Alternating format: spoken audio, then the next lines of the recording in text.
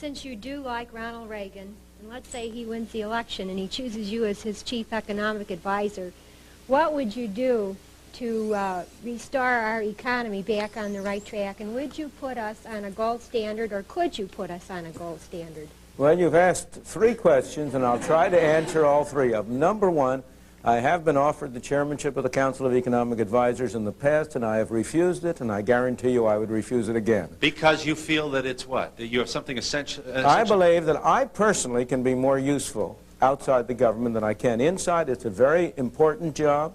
There are many able people who can do the job. I don't believe that's the way I can use my abilities and my interests most effectively. I want to remain irresponsible.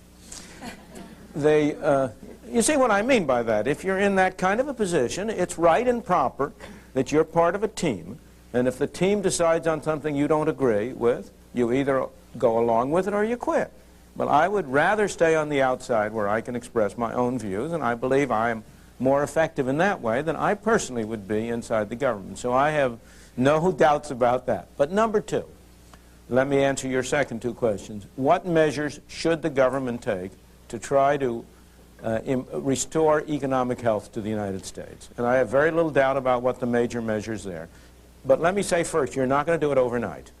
We've gotten into our present pickle because of 3 decades of mismanagement of the economy. And we're not going to get out of it in 6 months. But what you have to do is, number one, you have to move to cut down government spending, to hold down the rate of growth of government spending in dollars and to cut it in terms of purchasing power. Number two, you have to have a restrained monetary policy. Not a shock treatment, not a real cut in the quantity of money, but to hold down and have a gradual reduction in the rate of monetary growth. Number three, you have to eliminate as many of the regulations that now bedevil the economy as you possibly can. The most important area there is the energy area. We have created the energy mess because of governmental intervention. The most effective measure we could take for both foreign policy and domestic policy would be to get rid of the Department of Energy, to get rid of this mislabeled windfall profits tax, to let the private enterprise economy go to work to produce the energy that we need. Now, on your last question, I do not believe it is either feasible or desirable to establish a gold standard under current circumstances. The gold standard served well in the 19th century.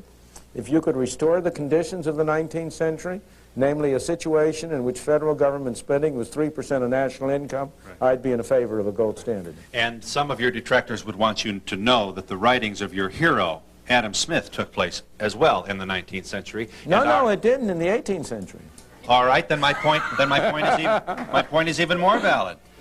If the gold standard is no longer applicable, given the modern nature of economics, how can we expect Adam Smith's writings to be? Well, the principles... Which are even older, as you call to mind. Well, you know, the Bible is 2,000 years old, and I don't think you would say that the principles of the Bible are not applicable, but the way you apply them are different, the circumstances are different. Right. The principles of Adam Smith are just as applicable today, but they have to be applied differently because the circumstances are different. And those principles made sense of the gold standard in the 19th century and don't in the 20th. We'll talk later about the fairness of referring to the Bible when arguing with the person. We'll be back in just a second.